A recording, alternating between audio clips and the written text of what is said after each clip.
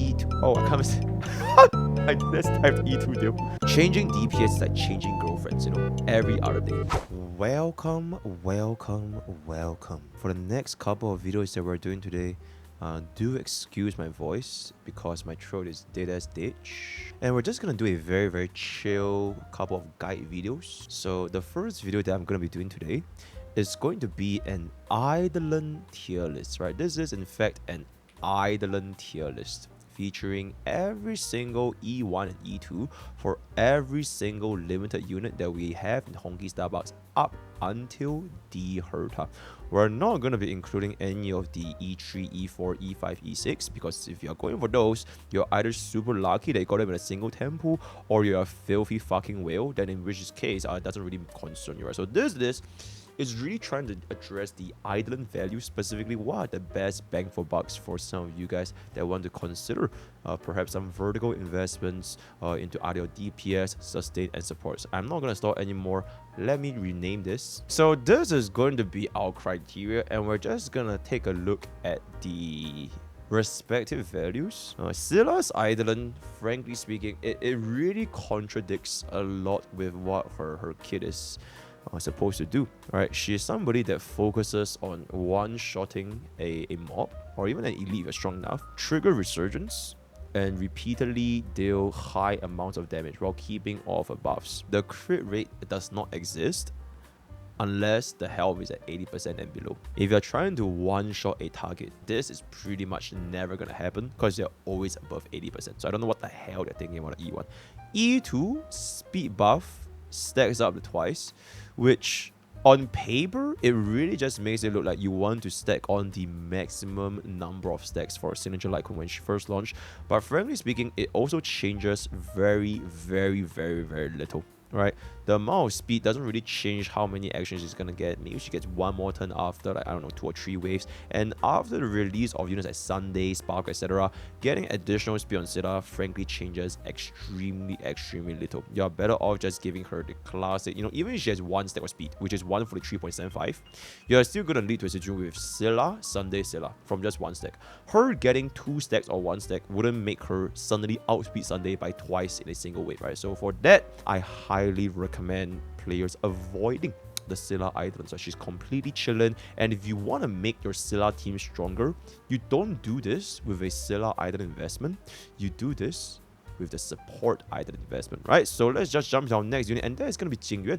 All right, that's going to be Jing Yuan. We're going to rely on a Glow Pride Wind, so we can in fact see the Eidolons right here in case you guys forgot, right? So Jing Yuan's Eidolon 1 and Eidolon 2 damage multiplier adjacent to the target increased by 25 against the target enemy. This is for the Lightning Lord. And then for the E2, damage caused by basic skill and ultimate increase at 20% for 2 turns. I would say this is also a extremely not as impactful as you would think about that, right? Eidolon 1, it is against the adjacent target, means this Eidolon quite literally changes nothing if you're focusing on the primary target. Good examples of this Eidolon nowadays would namely be against 2 or 3 target content. Then if there's a splash damage, it increases by a small amount, but not to the point where it's like, oh my lord, because if you want to compare DPS Eidolon ones, there are some exceptional examples over here. If this 25% multiplier was applied to all of our attacks right here, that would honestly be really good. Because one of the ways that Jing Yuan plays is using our skill and ultimate to get rid of the mobs and then use Lightning Lord to strike on the primary target. So if this was applied to basically his entire kit, this will frankly speaking be a very decent item because multiplier damage increase is not too bad. It is what it is. Thankfully though, Mr. Jing Yuan got saved by a unit recently because of Sunday. This Lightning Lord's additional damage multiplier doesn't happen once a wave anymore. It has been extremely bad because no matter how fast you give Lightning Lord a speed, it is always 1 Lightning Lord per action value, or rather per wave, up until Sunday came out. And because of this, we actually do get a decent number of occurrences where this can actually trigger on a wave per wave basis. So because of this, Jing Yuan's Eidolon 1, I would say, is actually gonna be better than Scylla's. But unfortunately, the E2, me personally, I think it's not really that worth it. For an E2, I'm looking for much stronger bonuses aside from a simple damage percentage increase. This is not damage multiplier, this is simply just damage percentage. So the item 1 is gonna be here, and the item 2, I'm not going to be spending money on this, right? Oh, and just in case I forgot, this is something like your Eidolon value. Is this going to be worth your Stellar Jades for these kind of like vertical investments, right? So it is not like waifu husbando. I love him because, you know, he's my... If you want to do that, sure, right? Nobody's going to stop you. But this is strictly from a value perspective. And now this brings us to the most... Silver Wolf. Silver Wolf's Eidolon 1 and Eidolon 2. Now, before y'all say she's completely dog shit because, you know, witness implant, whatever the kind of stuff, keep in mind, this is not a unit's value, alright? This is assuming you already have the unit, right? It is not whether you pull for this, you know. This is strictly based on the Eidolon investment, and if you're still using them, how much would they improve? From that perspective, I would frankly say Silver Wolf's Eidolon 1 is actually really good, because this is essentially up to 35 energy. It completely changes the rotation. You can guarantee a 2-turn, sometimes even a 1-turn ultimate here and there if you get hit, and it makes this ultimate have the ability to not only deal 3 turns of defense down, it also deals a very big chunk of toughness bar damage. I'm sure you guys would have seen some Silver Wolf applications, especially for APOC Shadows, right? Against Cocolia, she does very good amounts of toughness bar damage from ultimate, and you can spam this quite frequently. On top of this, because the cooldown is actually, you know, like a 2 or even 1-turn ultimate, you could distribute this ultimate between 2 different units. Really decent Eidolon, but unfortunately, the Eidolon 2, I think the devs are like drunk or something. This effect res Eidolon, the only use for this Eidolon 2 is to basically halve her EHR requirement. So instead of running her with like, I believe it's 96% EHR, since the base chance is quite low, you essentially only need 45% EHR to guarantee 100% accuracy for any unit, even against enemies with 40% effect res. I don't know, I think if this was like an Eidolon 4, and then made the Eidolon 2 something related to the debuffs, then I think that might be okay. Because most of the time for the Eidolon 4s, it is this kind of like speed stat increments, right? And if they made an Eidolon 2, like, Silver Wolf's defense applies, like, I don't know, 20% more rest rate or 20% more defense on top of that, I think that would be a very good Eidolon 2. Unfortunately, it really doesn't. Another theory, which is reducing effect rest, it might be pretty good for units that also wants to apply EHR. Unfortunately, we don't really see people using Silver Wolf with DOT. And even if we were to use Silver Wolf with another debuffer, like for example, like Pella, right, or even Jiaoqiu, you're already staking on a considerable amount of EHR on them in the first place. So its utility is not enough to convince me to give this a higher value. So with that, I will honestly say E1 Silver Wolf, it's aight, especially if we have her. But this E2 is like, nah. Oof, I'm good. Next unit for 1.1 is going to be Luocha. So Luocha's Eidolon 1, attack increased by 20%.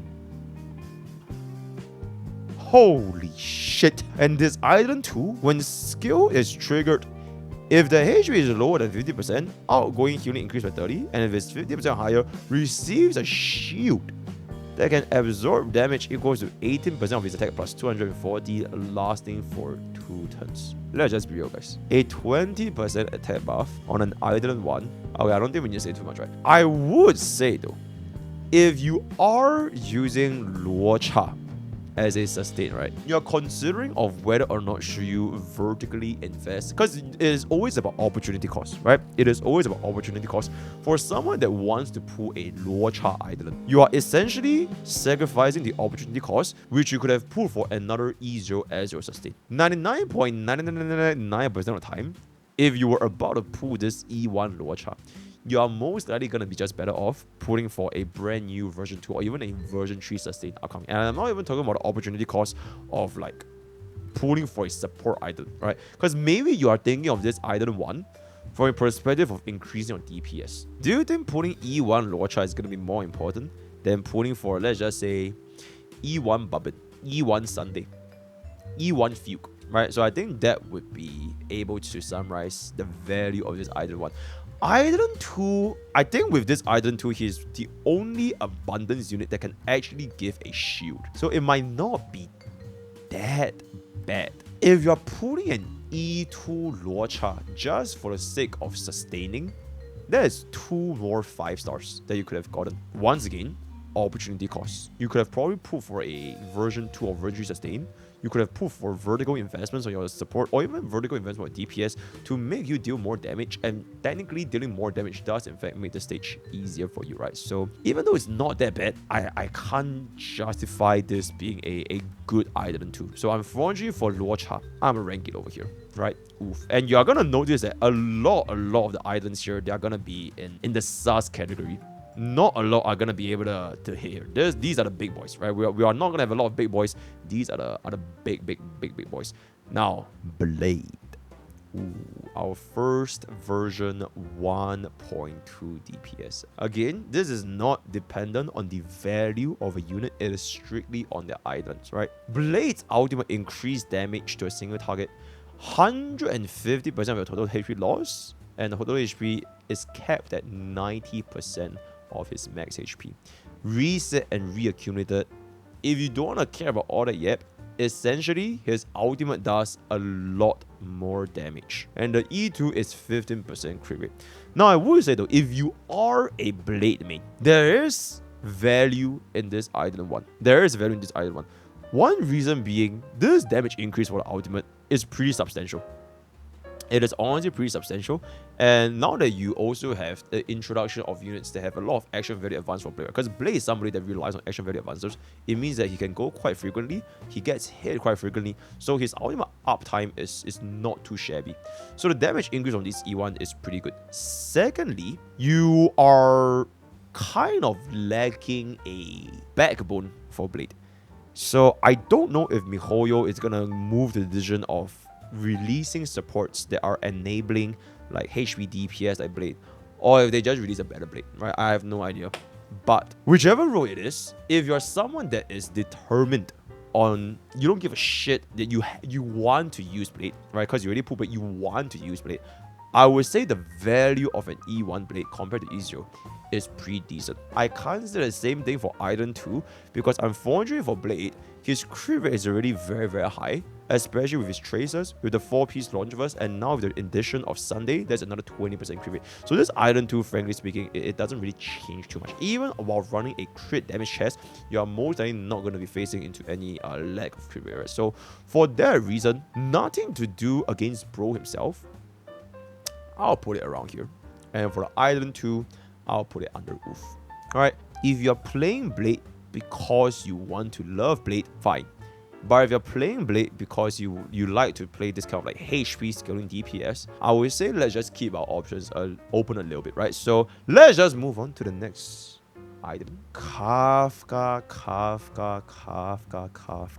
The first Dom mommy in Honkai Starbucks. Quite literally our stepmom, our foster mom, our god mom, by the way. The introduction of DOT, the introduction of Deikai Abobas, the introduction of all of the strings and whatever. Once again, nothing to do with the DOT archetype. But I do personally feel that Kafka's Eidolon, from a DOT team comp perspective, is quite substantial. It is quite substantial. So the Eidolon 1 is DOT receive increased by 30%. This is not damage percent, attack percent. This is the same multiplier as DOT vulnerability. A potential problem is, however, it is at 100% base chance. So it's not 100% fixed chance. So your Kafka does need a little bit of EHR to make sure she lands this against the target, and it is only for your follow-up attack. If you want to compare this with our latest units, for example, Black Swan, right? Black Swan's Eidolon 1, frankly speaking, you don't really have to do anything. As long as they are in the corresponding weakness, you basically just get it. So the trigger condition for Black Swan is easier. From a damage increase perspective, not only do we look at the Eidolon 1 itself, we must also look at the kit of this unit. I don't know how DOT is gonna go like in the future, because I frankly don't know what are the future units that are coming for DOT. But let's just say right now we have Kafka, we have Black Swan, we have support, because Jiaoqiu at E0 is not really that good for DOT anyways. You're better off using Babin or Ruan Mei. And then we have a sustain, right? In the future, they come up with another DOT that is basically like the bomb, right? And the big bomb, and Kafka is the trigger to the bomb. I would say that it is going to be easier to replace Black Swan than it is to replace Kafka, unless that DOT unit is strong enough in terms of utility where they can replace the support slot. So instead of running Babin or Ruan Mei, you replace the support slot and then you run triple DOT.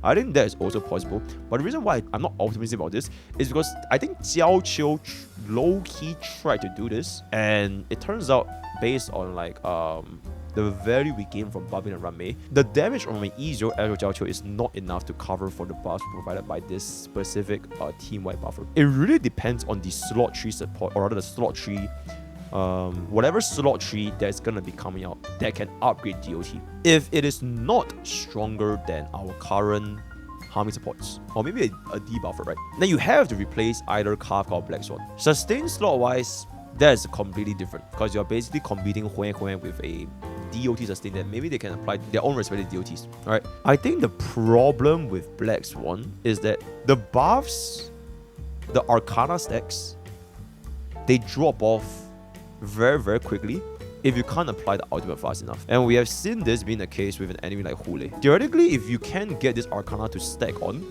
and then you trigger with Kafka, that will be super, super good. So it really depends on if the next DOT unit that comes out, are they gonna be a better trigger, or are they gonna be a better bomber? I have a little bit more faith in them being a bomber, because if they were to release a trigger, right? If they were to release another unit that can, basically verbatim copy whatever Kafka does, which is trigger DOT damage, trigger or DOT, you can just run both at the same time. You can quite literally just run Kafka as trigger 1, the other guy as trigger 2, Black Swan as the base, and then you run sustain. I find it quite hard to imagine a world where Kafka gets outclassed.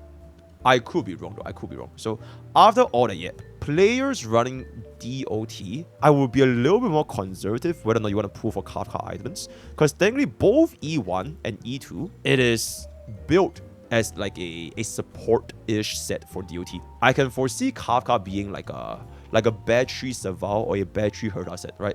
She doesn't even need to deal damage, because let's just be real, her multipliers are very, very small anyways, compared to units like Black Swan. So she could just all in like 4-piece ego, energy generation, and just keep spamming all of the triggers, and then her Eidolon 1 just continuously increases the damage dealt by all of her other DOTs, right? So for all that being established, I would say E1 and E2 is between I don't know about that and it's Eid. I think to be conservative, I'll put it at the top of this, because I don't know what's happening with DOT. Alright, nobody knows what's happening in DOT. I think until we can get a more conclusive, like the path of where DOT is going to go, maybe this can go up. But if they decide to, fuck it, fuck Kafka, let's just come up with another better Kafka, or like we don't need this anymore, then it can go down, right? So I'll be a little bit more conservative and place this right here. One of my favorite units of all time. E2. Oh, I can't. I just typed E2 deal. Mr. Inhibitor Lune. We have a lot of history with this guy. We have a literal oiler that gave us like $5 billion. His name is E2 deal. I think we can all collectively agree, at his time of release, this E2 was the most busted E2 we've ever seen at the time of release. No other E2 changed as much as compared to E2 deal. He was the benchmark that was set, and it will lead to all future DPSs trying to compete with this E2 deal. He was like a Nervulet. His E2 was like a Nervulet, and the future DPSs, whenever they have an E2 or even a base E2 kit, can they be as strong as something like an E2 deal? That was on release. Now, unfortunately, times have changed. DPS units is like an iPhone, right? you get an iPhone 14, iPhone 15, iPhone 15 Pro Max, iPhone 16, and we have iPhone 17 next year. It moves very, very fast for DPS units. Nobody gets this just for the E1. And if you did, I'll eat your dog, right? Most people that got E2 deal was because of E2 deal. So I'll put this E1 as like, I don't know about that. And this E2, as of this moment, like, it is what it is. Not because this is a horrendable island, right? Not because this is a horrendable island, but you're basically considering the cost of 2 more 5 stars to match up for an E2 DPS when in version 3, or not even version 3, even in like Acheron Feixiaos, their baseline version is essentially competing extremely strong for a 3 5-star unit cost. And that is also a little bit why I'm always quite fearful of vertically investing in a DPS item. If you invested in E10, for example, right, you're kind of chilling, honestly, because you can kind of still run her with like you could run her with Acheron, right? You could run her with your Mono Quantum as a debuff for E10 Wolf. At least she can still see some usage, right? Good enough rotations, good enough toughness bar damage. But for units like any sort of DPS, it's kind of hard. But you know what? I'll give my boy Face. You can hop on over here. Alright. I'll give him the tip top of I don't know about that. And then his E1. You know what? I'll give him a little bit more face, right? Alright. A little bit of bias here, but just be prepared to know that most DPS islands, they're probably not gonna be in this category. Alright. Miss Fusion. Crit damage increased by 30%. And a Bailu revive on the E2. At a baseline, I would say that Fu Xuan's kit herself is already more or less complete. Some people got her E1 because 30 crit damage is 30 crit damage. You see funny high numbers. Ooh, the number on the screen goes up and then it's a lot better, right? I would say 30% crit damage for the most part. It doesn't really translate into a lot because although this is for like, you know, technically your entire team, you really only care about your DPS. Unless you run this with units like Sparkle or Sunday, Bronya, this gives them a little bit more stat buff for their buffs, but it's not as impactful as giving this to your DPS. 30% crit damage increase for DPS, it doesn't translate to a 30% multiplier increase. It's more like somewhere in the halfway mark. So in terms of like an absolute, right, this value is starting to go down. Because units like Sparkle, units like Sunday, they can also buff up a ridiculous amount of crit damage to your unit. So this, whether or not your unit gets this additional 30% crit damage, it's not that important anymore. Then this island too, if we get hit with an AoE with Mimo sprites, Fu Xuan absorbs everything. So maybe if you still run Fu Xuan as a sustain, and you run with a team of like 3 other Mimo sprite wearers, she will have the tank for 7 different units, inclusive of herself. So it might be a little bit scary. But the thing is that E2 doesn't improve. She can't revive herself though. And that's the unfortunate part. Whatever teammate that gets aimed, it is very hard for them to die with Fu Xuan splitting the damage. I feel like this E2 is low-key a little bit overkill. I think a better E2 would have been if Fu Xuan takes any of this excess amount of like the combined damage, she just mitigates it by like a flat amount. I would say Fu Xuan's island is somewhere here, and the E2 is like a, yeah, it's kind of oof. It's kind of oof for me personally. Next, Jingliu. Ooh, this unit. I think a lot of discussion about like power creep stems from Jingliu because her benchmark for comparison was with Acheron, right? You could say it's Seele, but I think very few people were comparing Seele to Acheron. But a lot of people were comparing Jingliu with Acheron. Let's just be real. Her base kit doesn't have a very high ceiling for growth. Alright. I think we went through this before why Jingliu, you know, is a little bit rough. Because she already reached her potential very early on, right? 50% crit rate. And there's not a lot of like scalability in playing her with like different teammates. Whereas units like Acheron or even Herta or even like the Mimo sprites, they have more and more synergistic teammates, right? Jingliu did get a pretty decent increase with Sunday because Sunday gives her energy as well as extra turn and the buff lasts multiple times instead of like Bronya which only lasts 1 turn. So it's not too bad. It's not too bad. It's just that the room for her to grow upwards, it's gonna grow slower compared to a unit like, for example, Herta. It's kind of like buying fixed income versus buying, I don't know, cryptocurrency, right? Herta coin. I'm dead. Alright, so Jingliu is like an Unk fixed income. The more you invest, it's not really necessarily that bad, but the room for growth, the percentage is not gonna be as high. Right? That being said though, her E1 is a pretty substantial damage increase. For both the ultimate and the skill, it is a pretty substantial, especially against a one target scenario. You have seen pretty decent showcases of like E1 Jingliu is in ridiculous damage, especially against a single target. Right? My only concern with this is we are heading into a endgame content tailored to Herta, tailored to erudition, tailored to multi-targets, tailored to mobs. So if this second line, it doesn't get triggered, this E1 is honestly not that great. It is really not that great. So if Jingliu can consistently trigger the second target, which is mostly from like 2-3 target content, then I think it's not too bad. But it really depends on what the endgames be like. And me personally, I'm not very confident. I'm not very confident in this. E2, 80% is a pretty redonkulous number. 80% honestly is it is a pretty redonkulous multiplier, because like if you want to compare to Jing Yuan, Jing Yuan is like what, 20%. At the end of the day though, would I recommend players pulling an E1 Jingliu or like the E2, right? I think it also still goes back to my fundamental point of like opportunity cost. You have more important Eidolons to chase that can increase your damage for a higher amount on top of retaining their value longer, namely your supports. Right? So unfortunately, I would say this is somewhere around the same caliber as DHIL, but not as crazy as DHIL, especially not for the E2. So I'm gonna drop this right here, and then these two can just cook a little bit. Honestly, this E2 is yeah, I'll just drop this right here. I'll just drop it. Okay, Topaz. Honestly, Topaz Eidolons are very interesting.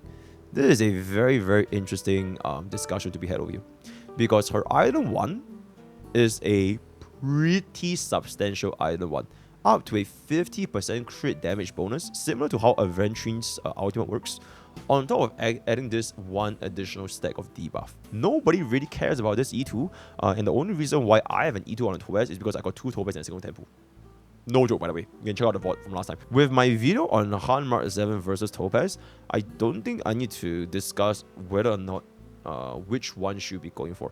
If you're someone that already invested in Topaz, right, especially if you've invested in an E1 S1 Topaz, I think you're probably not going to be incentivized to build up a Mark 7 since you already pulled for it, right? You've already spent a Stellar Jades, you might as well just keep it. You spend the money, right? It's already done.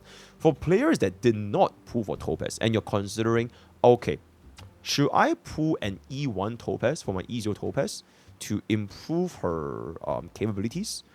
Or should I just stop at E0, give up, and just run Han Mark 7? That is going to be the main crux over here. Because the opportunity cost is essentially whether or not you spend up to 70 plus pulls, assuming you win the 50-50, or you just don't spend it, and you just build up this really good free unit. I would say the E1 value by itself is good. It's a really good E1. Especially, you know, you can basically run this for pretty much all your follow-up teams, right? There's a red team, there's a fart team. God knows if they release this team for like another follow-up DPS. So technically, you could even run this for Yunli, right? Yunli's follow-up damage increase for the crit damage is honestly all okay, right? It's not too bad. I would leave this to how would follow-up teams progress in the future. Because as of this current moment, the problem I pointed out with Nambi and Topaz is the target switching, skill point generation. If they continuously spawn mobs, it gets to a point where your Topaz, or rather your DPS, cannot get rid of the mobs without Topaz switching her proof of that. It's gonna be fucking annoying. Alright, so one example I can think of right now. You see a true swarm. You have cleared all of the mobs, right? We're not even gonna assume that they are trotters. There's only true swarm and the mobs. Right now, if you clear the first wave of mobs, you all in the true swarm, right? You all in, you deal damage, all that kind of stuff. And for now, the HP of these mobs are not that bad. Alright, you can still one-shot the mobs with your Feixiao skill follow-up, right? Follow-up with additional damage. It is still not that bad. But my question is, what if in the future, these mobs gets more HP and more HP and more HP and more HP, to the point where if you do not change your first proof of death, if you don't move this proof of death debuff to the mob, you are sacrificing a lot of damage, and to the point where you are wasting actions on your Feixiao to get rid of the mobs. That is my concern, because if that is gonna be the thing, every single time a mob spawns, you essentially have to spend a skill point to change into the mob and get rid of it.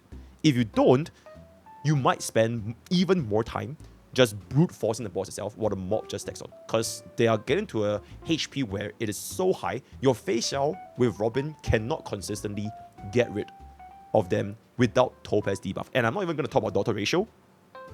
Alright, let's just, you know, it is what it is. So that would be my concern. If that changes back, then I think this E1 wouldn't have that big of a problem. But as of where it stands right now, I'm a little bit skeptical. So with all that being said in mind, let's just drop this E2 to like, I don't know about that. This E2 is honestly quite sus. I would feel that with taking into account of what might happen in the future, I would put her at a tip. Okay, actually, you know what? Fuck it. I'll put her in the same caliber as Wolf. Alright? Because this E1 honestly it is quite good. Actually, in fact, more than Wolf. Because at the end of the day, we do see more usage for Topaz E1 than the Wolf E1. Even though Wolf E1 is honestly a pretty decent Eidolon, I think it really depends on like the season, on the environment. Because it's not like we're gonna get mob content for the rest of our lives. So the moment it changes back to a scenario where we can suit Topaz again, I think it's not gonna be too bad of an investment, right? Too bad of an investment. Okay. Huo Huo. Speed buff increased by 12% and talent is extended by 1 more turn. E2 is basically Bailu again. Alright, this is basically Bailu again. Except that you can trigger this twice. So you have 2 Bailu heals. I would say E1 Eidolon for Huo Huo is pretty good. Not really because of the speed buff. To be fair, the 12% speed is very nice. And keep in mind, this is the entire course of the battle. Because the moment you were to activate this, one of the traits, it is applied immediately. So there's no loss in action value. It's exactly the same as your Ruan Mei speed buff. It is a permanent 10% speed of Ruan Mei, and this is going to be a permanent 12% speed as long as this talent is up, which means that none of your units have any wasted action value. So it will reduce your speed requirements. But the more important thing is this right here. Extending the talent by 1 more turn, it makes Huo Huo a lot more skill point positive. If you do not have this Eidolon 1, most likely you're going to cast skill once and then basic twice, and then that is pretty much it. Getting this makes the skill point economy a lot more comfortable with Huo Huo, which I could say that it's probably one of Huo Huo's biggest downfall, which is she might not have enough sustain to kind of cover up the skill points needed. Sometimes in battle for Huo Huo, you don't even care about this. You don't even care whether or not the talent is going to be there for 1 turn. You just spam her skill anyways, so that we can get the ultimate and charge up for our entire team, right? So it really kind of depends on the scenario that in which you're getting. The E2, you know what's crazy? I think this E2 is honestly quite good, guys. This is someone that has a E0 as your Huo Huo, right? I run her with like, you know, vertically invested teams. Huo Huo's sustain is honestly getting a little bit sus nowadays. She can't prevent one-shots. I don't have the light cone, so I can't get access to the emergency heals as frequently. This E2 might see a much better comfort in terms of actually sustaining the team than compared to without this Eidolon 2. My counterpoint is though, you are spending 2 5-stars, it always comes back into opportunity cost. You are spending 2 5-stars worth of pools to get an Eidolon 2 Huo Huo. At that point, would you rather spend it on this, or would you rather get it like a, I don't know, like an E0 Lignsha or an E0 Aventurine or an version 3 sustain, right? So you must always talk about opportunity cost. But I would say for this E2, it helps to sustain by quite a bit. This is unlike like Xuan or Luocha sustain, where it doesn't really address the problem, right? Xuan's E2, it doesn't address the problem of Xuan herself dying, and then E2 Luocha is like, guys, it's Luocha, right? So this does in fact address the problem of Huo Huo, because she does in fact face situations where her teammate can actually die, right? So With all that established, I would rank her, okay, especially if you're someone that actually, you want to use Huo Huo for a long time. And frankly speaking, Huo Huo is a really decent sustain for now until we get a version 3 sustain, right? Because of she's the only fella that can give us energy. I'll give it at the tip top of its height. This E2, probably not as crazy, but maybe somewhere along here, right? Maybe somewhere along here. I'll give it a tip top of its height, right? If we do have a version 3 sustain and we can use that as a benchmark against Huo Huo, then maybe this might go down. Yeah, I'm sorry, but like if we see better and better sustain, this might change, right? But until now, I'll leave it at the tip top of its height. So far, still not a single Eidolon in the big or this changes everything category. And that's about a change, but not with Argenti though. It is what it is, right? So Argenti's E1 is increase your crit damage 4% per stack. You still have 24 times, so this is going to be essentially quite literally 100% crit damage, right? So if your hypothesis, in case you guys don't know what this is going to be this, where is the damn thing? All right, it's going to be this 10 stacks, which gives him 25% crit rate. All right, so if you have 10 stacks of hypothesis, this is going to be essentially 40% crit damage, right? This is going to be 40% crit damage. And then E2, if the number of enemies on the field equals to 3 or more, attack increased by 40% for 1 turn. Unfortunately, both his Eidolon 1 as well as Eidolon 2, they are, not too insane, right? I would honestly love to see if I would fix up Argenti's Eidolon, right? If any of these, okay, preferably E1, if this E1 has something to do with his energy regeneration, that will make it a really good Eidolon 1. Because Argenti doesn't really care about the crit damage or even this attack buff that much. It is mainly whether or not you can get access to this ultimate. This is not even factoring in like the battery Argenti build, right? Ever since like way back, like an actual DPS Argenti, people were having problems getting energy, especially against content that was not 5 target, right? Having access to an higher enhanced ultimate time, it would have made him a lot better. So vertical investments on the Eidolon, for example, if this Eidolon was like increase Argenti's energy gain by like, maybe this is like what, 3, right? Maybe this become doubles. I think that would have been a really good Eidolon 1. But unfortunately, that never happened, and it changes none of Argenti's core issue. We do have to place him at the,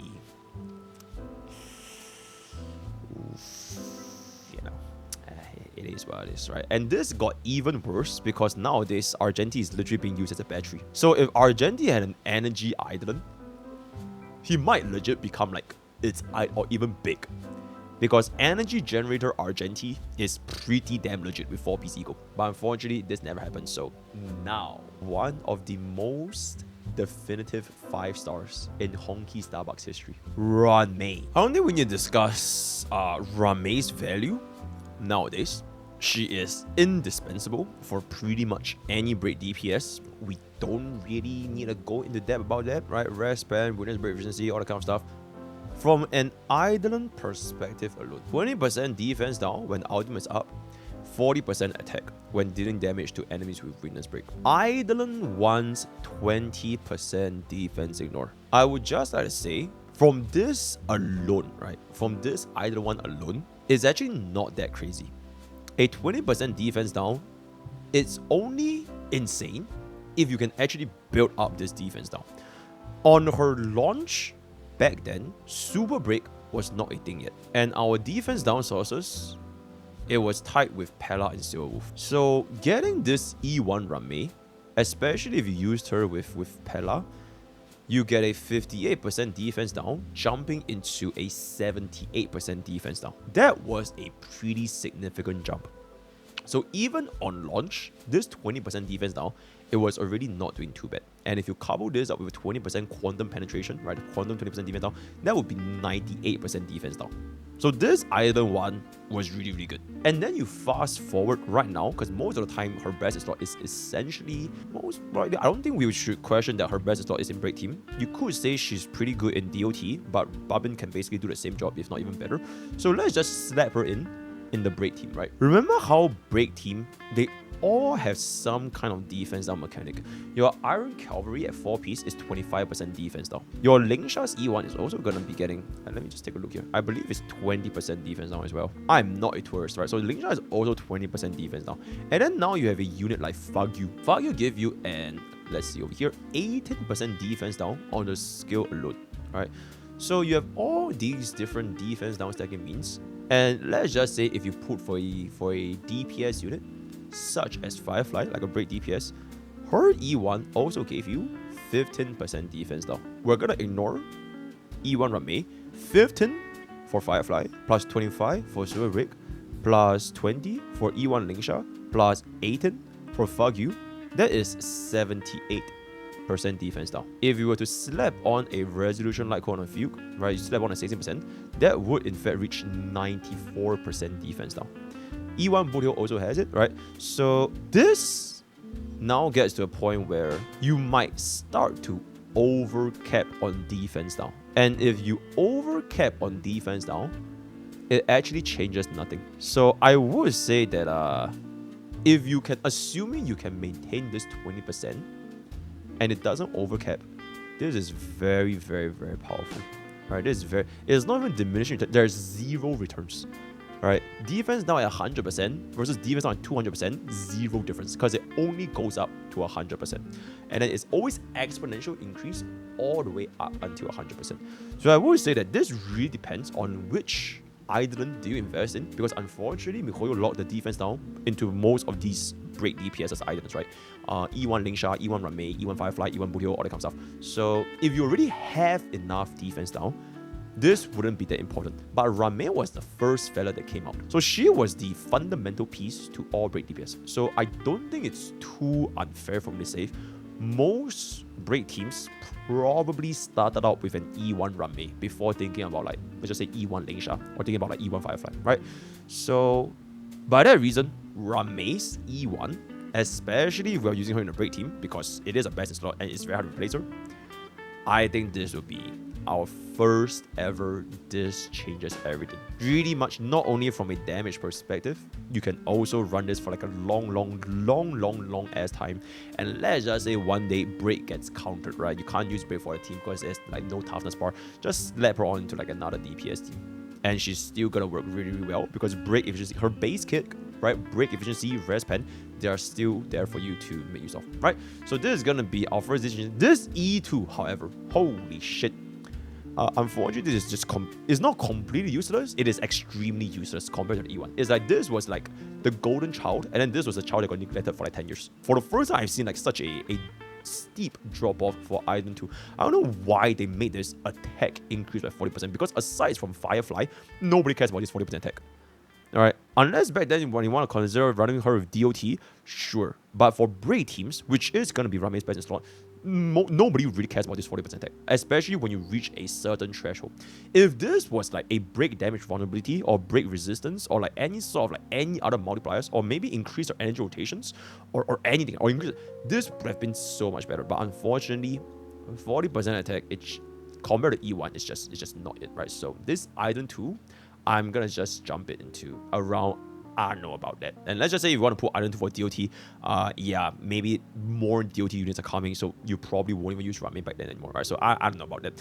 Okay, I just realized my man skipped Doctor ratio. It doesn't work with Firefly. Oh, wait, it doesn't work with Firefly because the attack buff is applied after the attack. Oh, it doesn't work with Firefly. Correction, it doesn't work with Firefly. Completely fucking useless. Skip, done. Now I was just I was like wondering where is Doctor ratio, and I'm just like, oh wait, there's Doctor ratio. I couldn't even tell you it was Doctor ratio because I haven't seen his S for like 10,000 million years, alright? Okay, Doctor ratio. Ooh. If you're still using Doctor ratio at this day and age, I applaud you. Second of all, I also want to pray for you because we have never gotten a single Doctor ratio rerun in the history of Honkai Starbucks. So if you are trying to find vertical investments for Doctor ratios Eidolons, it might be a while, right? Bro basically just disappeared into the dust.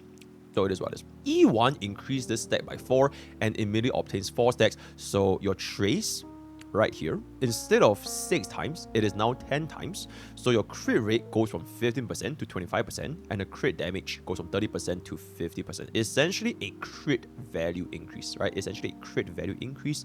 I would say it's alright, right? It's alright. The reason why I don't really like crit value increase in Eidolon is because they can be fixed by your relics.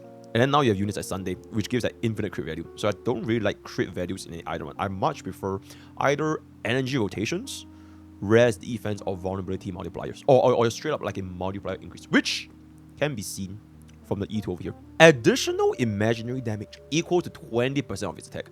Trigger up to 4 times. So we are going to be assuming that he's going to be getting quite a lot of debuffs, right? Maybe you don't hit 4 all the time. Maybe you hit 3. There's still additional 60% of his attack. Because it's basically like an entirely separate multiplier. You know, like the how true damage multiplier. So this is going to be a pretty decent Eidolon too. The problem with this is its doctor ratio. To invest in an Eidolon 2 at this point, it doesn't fix one of Doctor Ratio's biggest problem. Not really the damage or the summation of.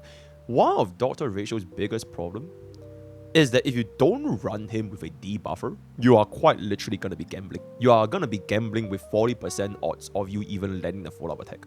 If this E2 actually helped Doctor Ratio to apply more debuffs by itself, it will open him up to so much more team building opportunities. You don't have to rely on debuffs anymore, and you can just vertically invest into harmony supports or even like any other second DPS unit. So this was a right idea, but unfortunately within E1 and E2, they didn't address his core problem, which is the reliance on having debuffs on the enemy. I do believe we will be parking this E1. Okay, this is not that big of an oof, right? I think it's better than Seele at least, right? So it's not that bad. This Eidolon 2, it's pretty good, right? It's a multiplier increase, but because it doesn't really fix any of his issues, and if you don't have any debuffs, he's still going to be cooked. Probably around the same caliber as like Jing Yuan, and yeah, around this caliber, right? And keep in mind, this is going to be an E2. So that is going to be for Doctor Ratio. This, I believe, is our version 2. Yep, this is our version 2. All right, this is our version 2. Now, I'm not going to yap too much about the whole DOT, whether or not she's going to be replaced all again, because I literally did the same thing with Kafka. I'm just going to speed run this real quick. This is a lot easier to trigger compared to Kafka's DOT vulnerability. As long as she stands there, that's it, right? Applied to wind shear, bleed, burn, or shock, corresponding wind, fire, physical fire, or lightning rest, respectively. And these 4 elements are type that does have, you know, the DOT, right? So if you do have an E1 Black Swan, right, we have seen even applications of E1 Black Swan being used with units like Acheron, right? Because you can in fact apply this lightning rest as long as she is on the field. Keep in mind though, you have to be afflicted with the goddamn debuff. So even if you're using Acheron with E1 Black Swan, right, if the enemy doesn't have shock, you're not going to be able to get this. You still need to apply the shock, which is where the whole Acheron archetype came out. Because Kafka applies shock for us, E1 Black Swan triggers, and then we get a 25% rest down, right? But if you don't use Kafka, and you don't have the shock applied, this E1 is completely useless. And then eventually Acheron started to fall off because a certain Foxian came into play. Mr. Jiaoqiu, perfectly built for Acheron, everything just synergizes perfectly. Nobody gives a damn about Black Swan and Kafka anymore. You are literally getting more damage running Acheron Jiaoqiu at E0 and just sacrificing slot 2 nihility for another harmony, because that was how synergistic Jiaoqiu was with Acheron. So unfortunately, if you are pulling for E1 Black Swan, most of the time, you are most likely still going to be using her in a DOT archetype, because you need to trigger their corresponding debuffs, or rather the DOT, right? So easier than Kafka, but it might not be as easy as it is. Technically, Black Swan out counts as all DOT, so Rest Pen does apply for anything. But the downtime is so much though. Like, I wouldn't consider pulling an E1 Black Swan for Acheron when I can just pull for an E0 Jiaoqiu. Yeah, I think at the end of the day, it's just opportunity cost. Because aside from Acheron and DOT, I don't think you're running her in like any other team comps as a debuffer. It is basically just Acheron DOT. And the moment Jiaoqiu came out, even though her own ultimate can count as lightning, from an opportunity cost perspective, I just don't think it's worth it. That means that if you still run her with a DOT comp, I think she's very similar to Kafka, and it will just basically depend on what's the next DOT unit that's coming out going to be like. E2, frankly speaking, I actually don't feel this might be that crazy back then, because it was only really extremely useful in pure fiction. But with the rise of erudition content and the mobs, this might not be that bad. So for that, I think I'm just gonna rank Black Swan the same caliber as Kafka. No higher or lower. It really just depends who MiHoYo decides to replace. Because of 4 units, 1 has to go, right? And it's not gonna be sustained. It's either gonna be either Kafka or Black Swan or the support. One of them has to go. So whichever one goes, then their value just goes out considerably. For now, we can't be sure. And we'll just wait and see what the future DOT unit is going to be like. Alright, so I think that's going to be that. Sparkle. Ooh, I want to kind of bring our attention to this. Okay, not this. Cypher effect granted lasts one more turn and also a 40% attack buff, and E2 is essentially 24% defensing now. Let's just be real first. Between E1 and E2, I think most people are gonna be more invested in the E2 because defense ignore is always gonna be a very, very strong upgrade, especially if you can stack this on to be a higher caliber, right?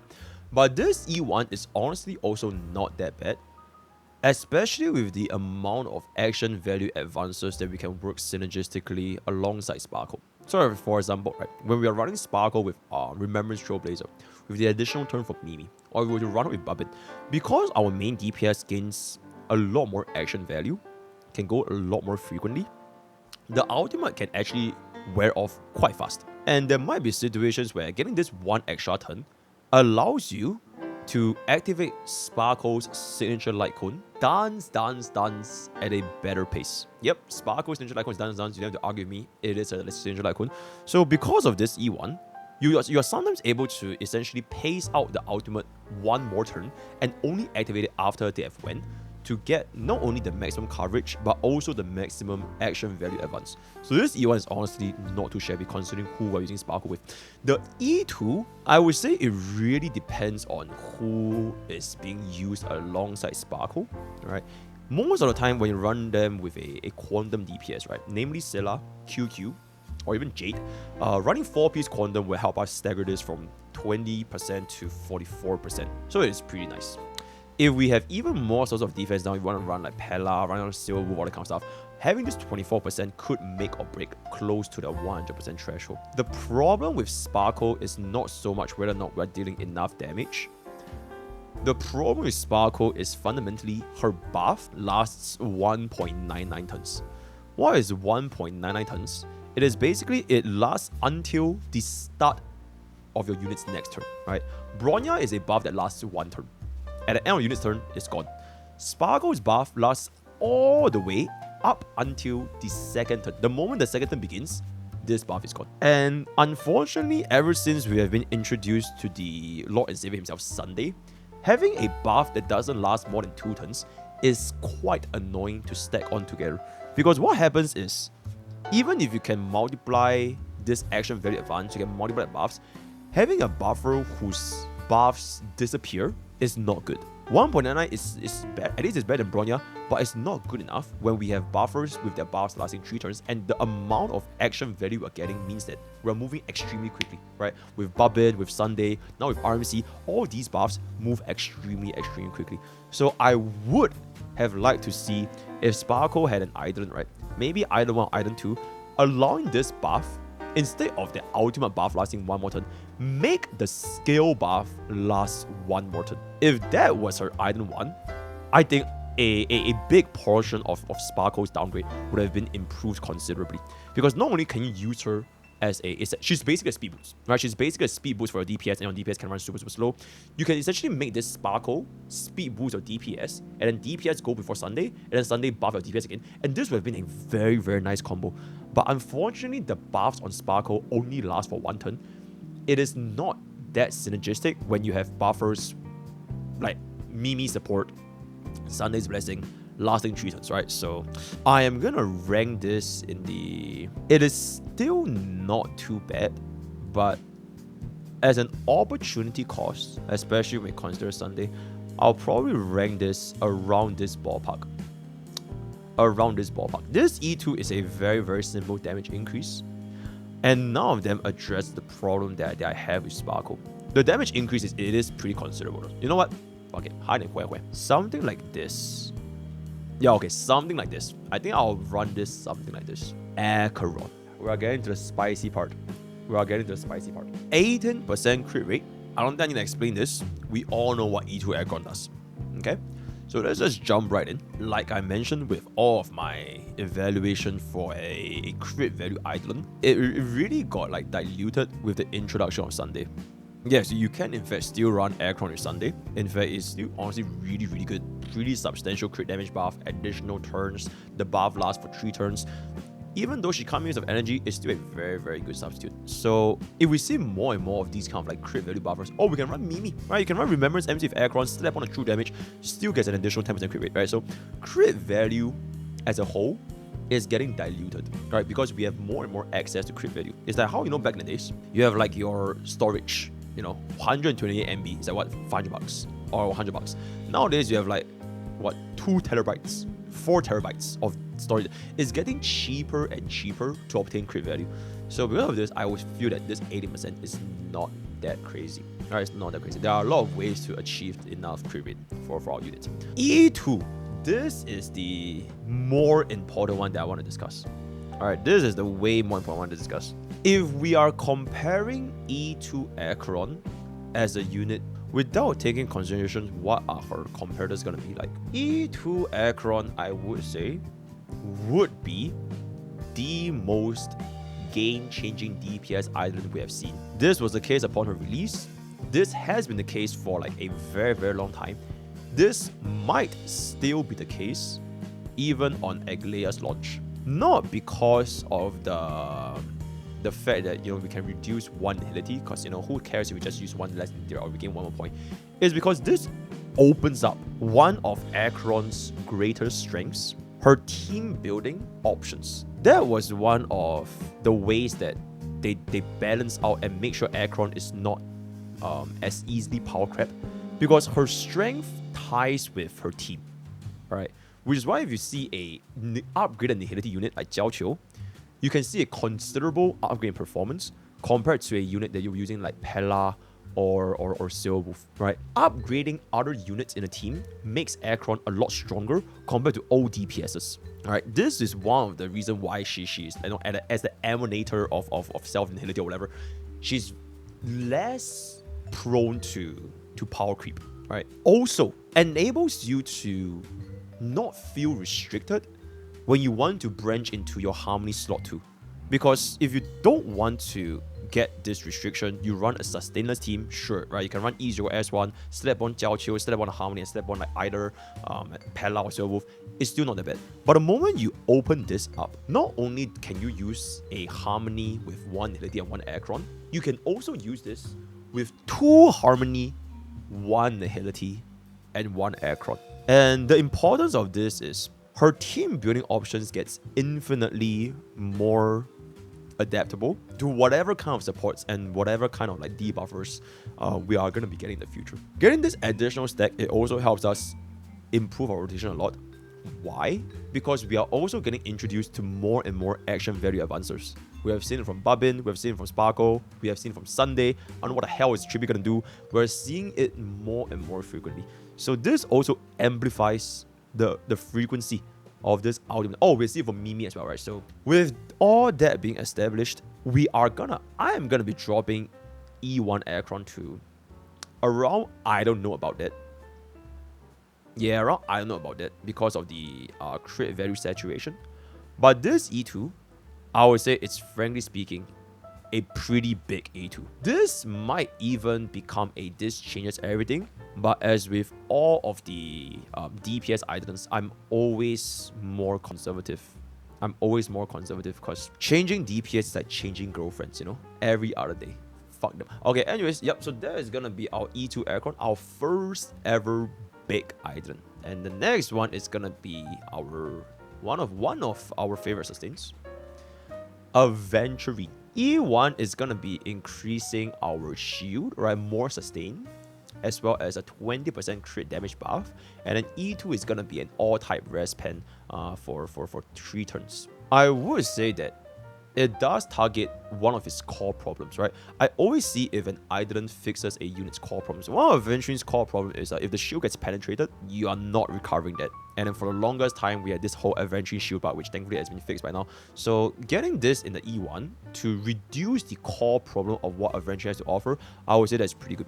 The 20% crit damage buff, frankly speaking, you know, it's just a nice addition. I don't really care about this, right? We don't really care about the crit damage, right? We have a shit ton of different crit damage sources nowadays, so not that important. Whether or not this is worth it for you, it would depend on the player itself. Are you having problems sustaining with Aventurine, right? If you are, then I think this is going to be a pretty decent pickup. If not, then I wouldn't pick up the E1 because putting this just for the 20% crit damage is, in my opinion, is not that worth it. E2, this also allows its basic attack to count as a debuff, but it might not be that important, especially if you got a Central like Kun. But an all-type rest pen for 12% for 3 turns, I would have preferred if this number was a little bit higher, because 12% is quite low, considering that Bobbin is at 24%. So if they're a little bit less stingy, I would have probably given this a little bit higher rating. But as of where it stands right now, it's aight. I wouldn't vertically invest in Aventurine in terms of a damage increase, and I would just rather increase in the support's verticality, right, in terms of a damage output. So for that, I would rank this E1. It really depends on your account. I would say it's a pretty safe bet, right? It's aight. It's aight. I think it's less comparable with Huan Huan's E1 because the E1 utility of speed, it goes beyond just sustaining, right? It goes into your action value and speed tuning. So I think it's going to be better than Aventurine. Then the E2, I don't think it's worth it. Yeah, 12% the value is just a little bit too low. So I'm just going to park this somewhere around right smack in the middle, I guess. Yeah, right smack in the middle, right? Not over there. Okay. Welcome to my world. Let's just make it super quick, right? 24% rest pen, 16% speed buff, additional energy regeneration. Let's just dump this right here, right now, straight up. This changes everything. Rest pen is better than defense down for every single scenario unless you can stack on defense down. The teams that we run Bobbin in, a lot of times you're probably not stacking your defense down that much. Your follow-up, your DOT, your hyper carry, your Yunli, like all these different teams, having rest pen is a better increase instead of having defense down. And it is a pretty substantial amount, right? By 24% all type rest penetration. Even better if you're running this against off-element enemies, which means the returns are going to be even higher. So I don't think we need to talk too much about this E1. This does in fact change everything. And it's on Bobbin. Now the more important one that I kind of want to talk about is going to be the E2. 16% speed buff during the ultimate, as well as 1 additional energy from the talent. I feel that this Eidolon 2, unless you care about like 0 cycles, you wouldn't really feel the impact of this that much. Energy regeneration is not something that makes or break Bobbin, and it can only be solved by E2. Bobbin definitely needs the ER, but you can solve this with either, right? There are quite a lot of ways, by the way. You can either use your Bronya signature, your own signature, right? Your quid pro quos, your Huans, getting hit, RNG, follow-up team comp, additional attack from a Mimo's Rise, all that kind of stuff. There are a lot of ways to kind of make Bobbin's ultimate have a better coverage, and you don't have to go to E2 to ensure a permanent ultimate uptime. The speed buff is the one where it can be pretty interesting because, first of all, if you stack this with Huan Huan, that's 28% speed. So most of the time, if you were to run that, almost every single unit would be getting basically the equivalent of 1 more speed boost. You're wearing 2 shoes instead of 1 shoes.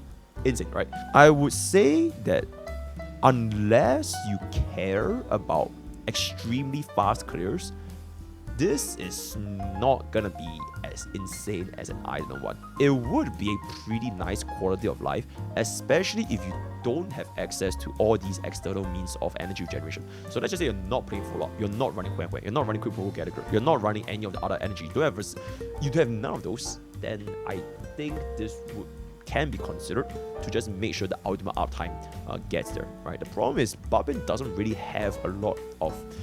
Her lack of ultimate uptime is not something that can only be fixed by the E2. So because of this, I would say I would give it like the tip top of its height, because most people are not able to make use of this, right?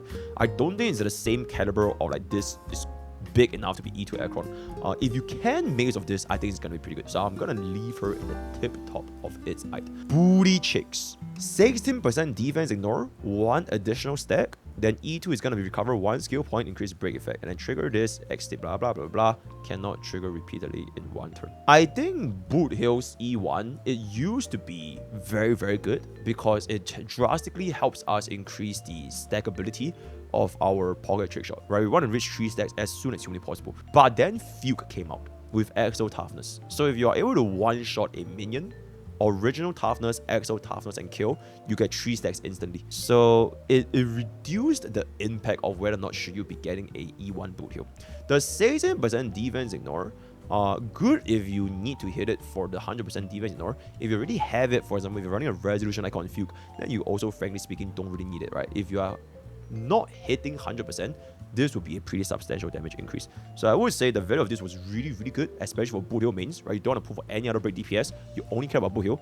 This was honestly pretty good. E2, a little bit strange because I would have really preferred if this E2 can make you go from like, instead of a max up to 3 times, make it stack up to 4 times. That would have made this a very, very, very good E2 because you get the weakness break efficiency as well as the additional break damage up to 4 times out of 3. So that's like a 25% more from the number of stacks, right? And since you're already getting this 1 more stack from Pokke Short E1, that would have made Boothill feel like a much more game-changing Eidolon. Because we didn't really have access to this, skill point and... Okay, this 30% break effect honestly changes almost nothing. The skill point might not be too bad, but I'm not willing to spend Stellar Jades all the way to E2 just for this 1 skill point, because most of our break supports, they are pretty skill point efficient, right? Unless you use the Lignsha showcase, then sure, you can slap this on because Lignsha does use quite a bit of skill points, right? So this E1, it's aight. I would say this E1's aight. The usefulness unfortunately got kind of crapped by Fugue, so you don't really need this as much. I'll probably put it around here. Yep, put it around here. And this E2, I don't really like it, so I'm gonna put it somewhere around, fine, above, yeah, somewhere around here, right? Somewhere around here. Okay, maybe here. Nah, maybe here. All right, so that is gonna be Boothill. Ooh, I will set the seas ablaze. Our gold digging girlfriend Firefly. E1, 15% defense ignore as well as no skill point consumption. E2, basically E2 deal with a 1 turn cooldown. I'm going to be completely objective and completely neutral. E2 Firefly, Eidolon for Eidolon, is the strongest E2 break DPS. Like, it is what it is. Because both Eidolons fixed 2 of Firefly's biggest problem. Her skill point consumption during the ultimate state, and this is basically E2 deal built in. The only other way you deal more damage with break team comps, aside from like your break effect, your weakness break efficiency, your rest pen, your vulnerability, the only other way is having extra turns. For every single extra turn, you essentially get a whole other attack of the improved weakness break efficiency, super break, deal more toughness bar. Everything is going to one from getting extra turns, which is kind of also why Rappa was pretty stonk, because the ultimate given extra turn means that you could chain her attack back to back, right? At E2, no other break DPS comes close enough to what Firefly has to offer, and this gap is signified even further with the introduction of, like, you know, if you want to put for E1 Ruan Mei, you want to put for E1 Lignsha, you know, the fire is being applied. This pretty much would be, if I had to name one break team that is like the most future-proof break team of all time, I'll probably give it to E2 Firefly. I'll have more confidence in E2 Firefly clearing all content using a break team compared to any other unit. Not to say that the other break DPSs suck, but for the amount of investment you're putting into Firefly, there's a reason why she's so popular with players. Aside from the fact that she's our girlfriend, she's just easy to use. You don't have to think that much about like action value advance. Should you use 4-piece ego like Boothill? Should you always break this? You know, even for Rappa's ultimate, sometimes you want to target the guy in the middle or the side or this or that. But Firefly is just you press a fun button and it's very, very easy to accessible to play base. Very similar to how an E2 Acheron would work for anyone that just wants to add a big ass stonk damage increase, right? So for all those reasons established, I will put this E1 tip top of its height, and then for a break DPS, I am actually gonna give this higher than E2 Acheron. And the reason why that is because break units, or rather specifically Firefly, they have the ability to just force break her way through anything. And Lignsha is fire, Fugue is fire, Ruan Mei is there for us to buff anything. This super break team, you can really tell that MiHoYo showed the ever-living fuck out of Firefly for ever since the release came out. So she doesn't really have a lot of other break competitions because we are already essentially moving into erudition or summon DPS. And if you really invest in the break team, you are kind of good to go. And if let's just say they implement units with toughness lock mechanic, it is not going to be an issue that is sustained only by Firefly. Every single break unit will get fucked by that. Firefly Sims. I will put E1 Firefly in the same level as E2 Acheron. I just want y'all to know, to those watching this video, I don't think this is the case. But the Firefly main set, they'll burn my house. They will set my house ablaze. Jade. Oh my god, I fucking almost forgot she's the same patch as bro. This was built for MOC. That is pretty much it. Get the additional charge, helps her deal better against content that, has less than 3 targets. And this is a 18% crit rate buff. E1 is a very solid increase if you want to use Jade in MOC back then, because a lot of times we are running against 2 or 1 target endgame stages. But seeing how the future patches are going to be pathing out, this is not that important anymore, because we are almost certainly getting more than 3 enemies or even 5 enemies based on the elites, based on endgame bosses. And this value does went down by a little bit. E2, I also mentioned, I don't really care that much about crit value, and putting all this, putting crit value on E2, I think it's a bit too cheap. E2, it should usually try to match up to the levels of E2 Firefly, right? E2 Acheron. So I think this is a little bit too cheap. E1, it was pretty good, but I feel that it's like a seasonal Eidolon, right? Next time if we see like 1 or 2 targets again, I think this will be pretty decent. Jade technically right now is one of the Herta's better supports as an erudition unit, but she doesn't feel good enough. She doesn't feel good enough, and if they were to release another erudition support that was built like a support, I'm not too sure if putting for E1 Jade is going to be more worth it than putting for that brand new E0 erudition DPS. So I'm a little bit more skeptical for this, and as a result, I would say it is around its height. Depending on how they path the erudition unit, I would say it's height. And then E2, I would just say, yeah, I don't really. Oh wait, this I don't know about it. Okay, E2. Let's drop this guy here, and then this Jade. Okay, you know what? I just built this on the same level as DOT, maybe a little bit lower actually, because DOT might have a future and Jade might not have a future. So okay, done. Yunli, the only unit that I skipped in my entire life. Until this day, I still feel a little bit sad about it. The only unit that I skipped, by the way. From what I've experienced, from account reviews, from Pokke Brawl PvP, also 07, Sarah gave up for Pokke Brawl, so we're never having Pokke Brawl ever again. This E1 Yunli does make a very, very considerable difference compared to an E0 Yunli, right? The damage multiplier increases by quite a lot. E2 classic defense down 20%. Very, very straightforward brute force increase damage Eidolons. If you are looking for numbers, especially as the Yunli main, you would not be disappointed, especially for the E1, right? E2, it might not be that good because if you want to think about it, none of Yunli's teammates give you defense down. Except from E1 Sunday, nobody really gives you defense down, so you can't really stack on defense down that much anyways. So E1, I would say, is a pretty decent stopping point, unless you release more defense down harmony supports, but I digress. I would say I probably would prefer it a little bit more if, once again, we get some sort of quality of life that can increase her energy regeneration. Because I always want to see if they target a unit's core weakness. So one of Yunli's core weakness is not really like her damage is not enough, is whether or not how frequently can you get this ultimate up in time. Alright, you have external means like Huan Huan, you have external means like Sunday, you have like bubbing for the extra turn, all that kind of stuff. It would be nice if any of her Eidolons gave her more energy.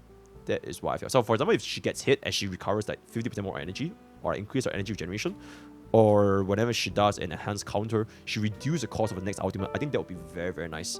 If that was the E2, I think that would be a fucking diabolical E2. Like, can you imagine if this is, instead of defense ignore, for every other enhanced ultimate, right, the ultimate, She gets that one for free. Oh, that would be a fucking insane E2. But yeah, unfortunately, it doesn't really work that way. Another of Yunli's problem, which is if the enemies don't hit you, you are kind of forced to use this weaker ultimate. I think you guys have definitely felt this in the past couple of MOC, especially against units like Guardian Shadow or like the Monkey, where they just don't hit you. And if they don't hit you, you are forced to use a weaker ultimate, because otherwise your energy is going to overflow anyways. So it would be nice if they have some means that can increase the frequency of ultimate. So not only do you get to use this more, but also get to guarantee, because she has like a hard pretty, soft pretty kind of thing, right? She has a hard pretty of the enhanced ultimate after you use it for the first time. So that would have been what I like to see for the E2. But for the E1 perspective, I think this is already pretty good. So as a result, I'll put this at its height section. Probably somewhere around... Yeah, I'll put it somewhere around Boothill. Slightly above Boothill, because it hasn't really gotten any change. And then E2 Yunli, I would say it's like... yeah, I don't really know about that. Probably around here. Yeah, probably around here. Jiaoqiu. E1 Jiaoqiu, additional 40% increased damage. Additionally increased action rolls by 1 time, and E2 is gonna be a DOT multiplier increase. I feel like Jiaoqiu is just those, like, he's like a very chill boyfriend. You know, he's not a very high maintenance guy.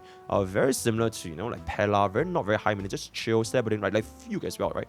You just summon him, E0, S0, and he basically gets like most of his job done. E1 and E2, it doesn't really change too much. E2 is only if you care about playing him as a DOT, or if you want to just make sure that the minions, they die instead of wasting an Acheron out. E1, I would say, if this was a damage vulnerability, I would have preferred this a little bit more. But as of when it stands right now, I don't think people need to consider that much about putting with Jiaoqiu, right? And E0, S0, he's completely fine. If anything, I think at least the S1 gives the EHR, and some players might have trouble hitting the necessary EHR, right? So, quick little one, I'm just gonna dump this around the caliber as this, and then Bros E2, we can just kind of dump him at like okay, you know what? I'll park this the same as DOT mains, right? If you wanna, okay, I can't put this higher. Oh yeah, if you wanna play DOT Jiaoqiu, slap this on, boom, done, right? And then you can make it work, right? Triple DOT. My wife, I'm just gonna be a biased piece of shit. All right, next, moving on. Lignsha. Okay, fine. Holy shit. Okay, E1, very good. This does have the highest amplification at the very last hit, so I think this is a considerable damage increase. At least I do feel that E1 Feixiao is going to be stronger than an E1 Acheron, because like I mentioned, crit value is getting oversaturated. So if I'm going to be ranking E1 Acheron, it's definitely going to be higher than bro. I love my wife, still is on over here, bada boom, bada bang, right? The main thing is also the E2, kind of similar to E2 Acheron. This doesn't really change that much about the archetype. You're not... In fact, you can't really make use of this that much if you don't really use follow-up tech. So unlike Acheron, which opens up her team building potential, Feixiao's E2 is more like... It makes her potential in her current follow-up team even stronger, because you can cast a lot more ultimates.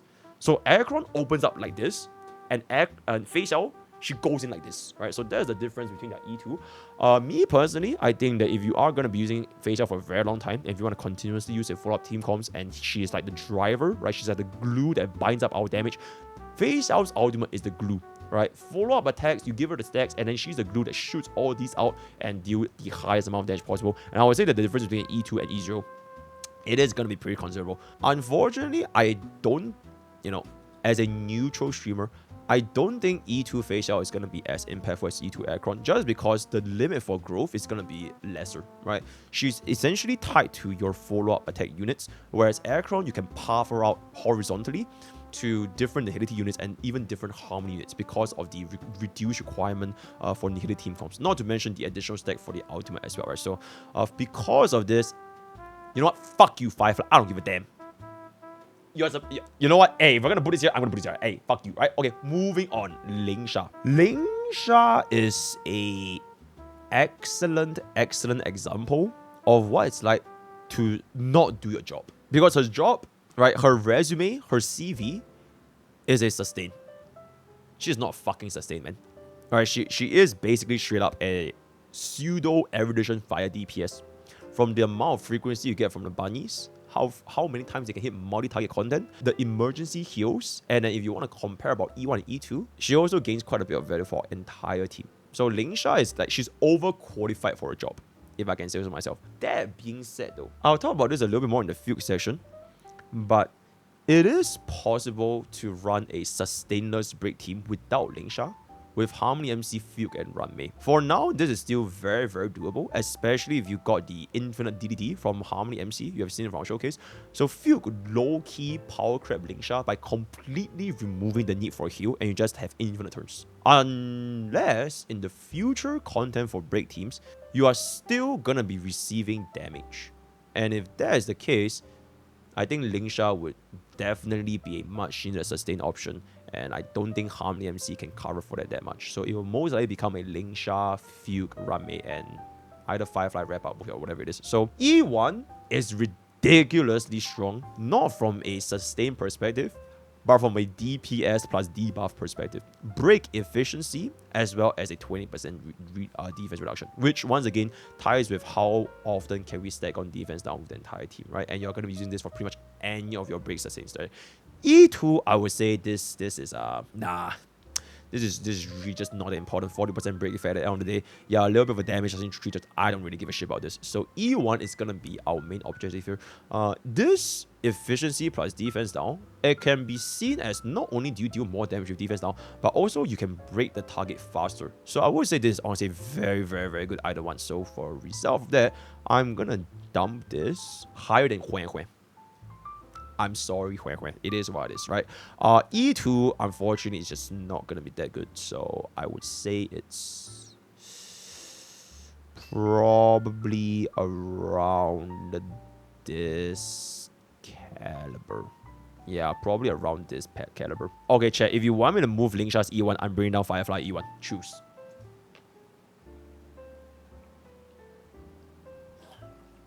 In order to protect the integrity of our peace, love, and happiness, we do have a lot of Firefly sims, right? So in order to protect the integrity, I'll just leave it as this.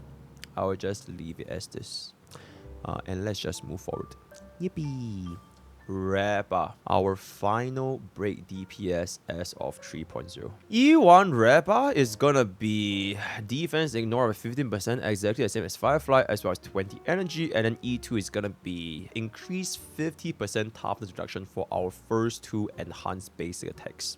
I would say the E1, it feels really good to maintain 100% ultimate uptime, but unfortunately we already have another individual that enables essentially 100% ultimate uptime.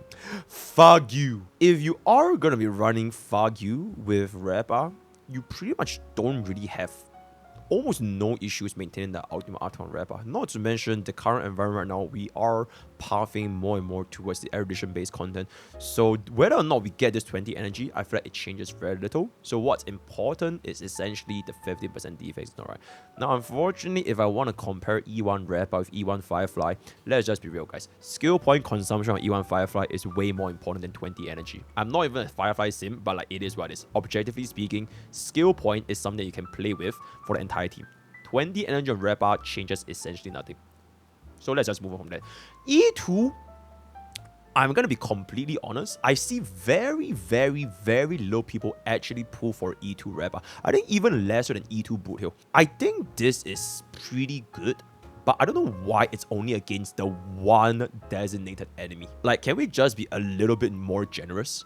When we have Firefly gaining an entire extra turn, and this is one guy. I would have preferred if this was like the entire enhanced base attack, all three attacks, just double the energy, or rather double the toughness bar damage. I think that would have honestly been really, really good E2, because considering that Firefly legit just it is double, right? E2 Firefly, it is doubling her winner's break efficiency, because you go twice, verbatim.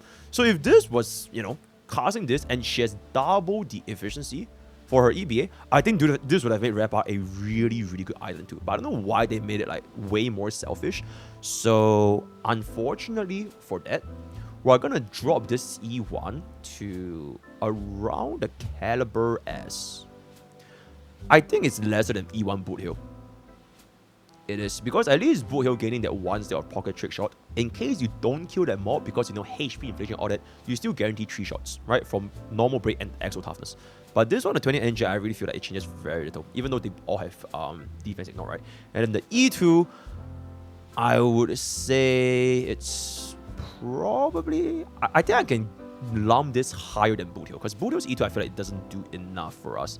Maybe around... let's just put it around Bast. Yeah, around Bast level. So I think this would be good enough. Yep, okay. Sunday. I still haven't activated my E1 Sunday because I'm waiting for an Aguilera showcase and I don't want to hear people yap about my Eidolons. But this is a very, very, very good amount of defense ignore. I have never seen a single Eidolon in the game which allows you to ignore 40% defense. This is a ridiculous amount. For the main target, I think it's not that good. But just from the raw value of 40% defense now, this is a pretty diabolical Eidolon.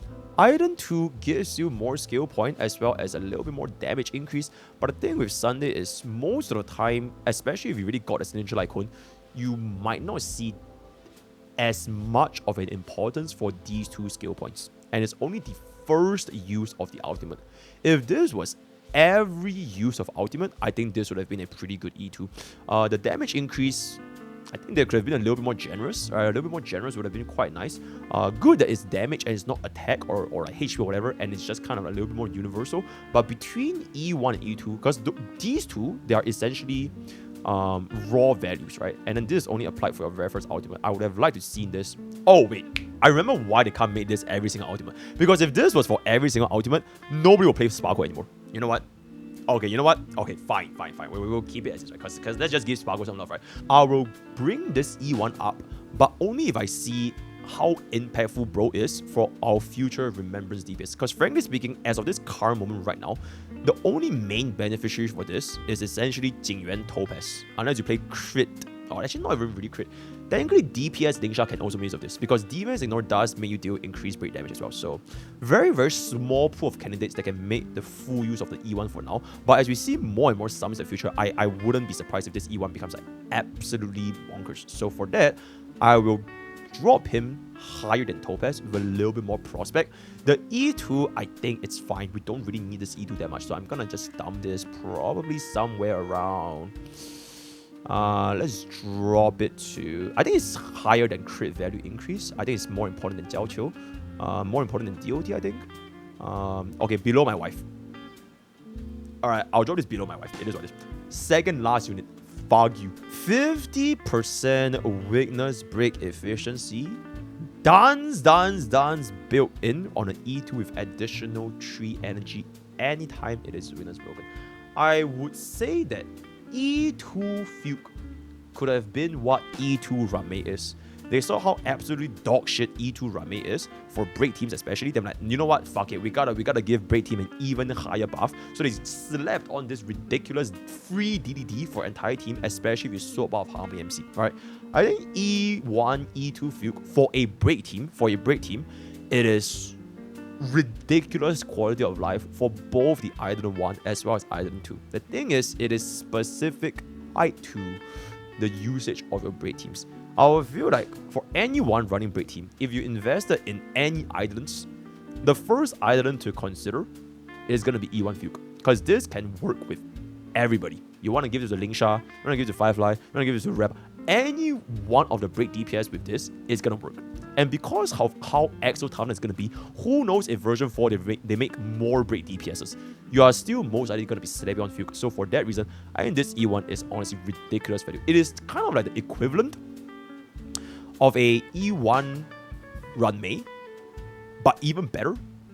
And an E1 Babin, but instead of for your main DPS res pen, it is pretty much for all of your break DPS. Even if there are more crit than break DPS, as long as you are using break, this is going to be really, really fucking good. So for that reason, you know what, as the rank 1, okay, I'm not really rank 1 team but I do have a body pillow, so you know what, I'm going to snap this on here. I really like this E1. E2 DDD, frankly speaking, I haven't really felt like, unless you're doing 0 cycles, I don't think most players would care about this that much. I don't think most players care about whether or not you get 24 action value at once, because Brave teams generally are really performing pretty well. Good enough quality of knife, but I don't think it's big enough to outclass any of these things. The E1 is going to be way more important, unless you are trying to go for 0 cycles and then you run DDI. So for that, I think I'll park this somewhere along the same caliber, okay, maybe higher than E2 Sparkle. Yeah, I'll park this somewhere around here. Actually, you know what, maybe higher than E1 Topaz. So that would be, yep, okay, I think this is pretty good. Last unit, E1 and E2 Herta, the final unit. I've stated my explanation on her early access, so I'm not gonna yet. And this video is literally 2 hours long, so I'm just gonna wrap it up right here. You pull E1 Herta so that you can pull E2 Herta. Just like how you pull E1 Acheron, so you can pull E2 Acheron. As of this moment, I'm just gonna slap on this E1. It's better than E1 Acheron, by the way. It is 100% better than E1 Acheron because it is not a stupid ass crit value increase. I hate to do this, but unfortunately, it is gonna be better than my wife. Alright, this E1 Herta is better than my wife, so I think I'm gonna park it to around the caliber as Yunli. Okay, you know what? I will step it above Yunli. I'm so sorry, but it is what it is. I skipped her S for a reason, right? I'm so sorry I skipped it. E2 Herta. I think right now, she is the best of the best of the best of the best. One concern I have with E2 Herta is, okay, I'm not gonna rank it, but the way that E2 works is, wait, where did she go? Oh shit. Oh wait, what? The way this thing works is you get an additional enhanced skill and a 35% action value advance, right? But my potential problem I have this E2 Herta is, what if we reach a situation where there are no longer mob content for D Herta? Because right now it's very straightforward, right? Everything is mob content. 5 target, 5 target, 5 target. Super good. Nice. We're chilling. But none of the E1 and E2 really helps us that much if it reaches less than 5 target. So if it pivots into 3 or 2, she's gonna have problems building up the interpretation, not just for herself, but also for her entire team. Alright? Because the talent is only up to 3. So if you're only at 3, minimum of 9 energy, it's really not that great. And it might be a little bit problematic. Nah, it's not enough, man. Because if it's, okay, let's just assume it's like 1 target, right? So minimum 3 target. You have 15 base. The difference from now to 42, I wanna see how it's like when we actually get like a 1 or 2 target scenario.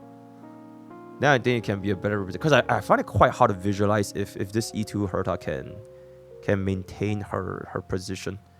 Most likely it's still going to be performing, it's 100% going to be performing a lot better than like an E0 Herta against these targets. We will see how this cooks. I think for now, okay. I'm going to put this here because I'm going to be assuming, right? I'm going to be predicting. I'm going to put D Herta above E2 Acheron. Not because of the E2 itself. I know that we are going to be getting stronger teammates for D Herta. Exactly how we got stronger teammates for Acheron in the name of Jiaoqiu. I kind of want to see what is going to be our 5-star erudition going to be like, and a dedicated Herta support, and a dedicated Herta sustain. I think with all those things factored in, this E2 Herta performance is going to be pretty considerable. The reason why I still ranked her below E2 Firefly is because Firefly is less ambiguous, right? It's less ambiguous. The break team is more or less really complete at this point, and the only thing that can stop this E2 Firefly with all of your pieces for your puzzles is pretty much just gonna be toughness lock, and that's fucking all your break units. So I think with that we can, and oh my god guys, I'm so sorry, this just looks so fucking ugly, guys. Fuck you. Alright, I'm so sorry, this just looks so ugly. This looks way better, right? It is what it is, right? So I'm dropping it here. Yeah, it is what it is, right? It is what it is. Okay, with that, we have come to the end of our Eidolon tier list after 2 hours and 6 minutes. Leave your thoughts down in the comments below. Before I get cancelled for the 7th time, 8th time, 9th time, completely subjective opinion. I just spent 2 hours yapping my train of thought. You are free to disagree. You are free to agree. If you want to send me death threats, I'm gonna cry. So hope to see a reasonable discussion below in the comment section, right? So if you guys want to screenshot this, feel free. And with that, we have come to the end of this very long yap session. I'm just chilling at my home at the eve of Chinese New Year. Word of the day is gonna be Where's my ang bao? Join Twitch, join YouTube, join Discord, join Twitter, join Twitter, all the way to Gacha. See you guys next time.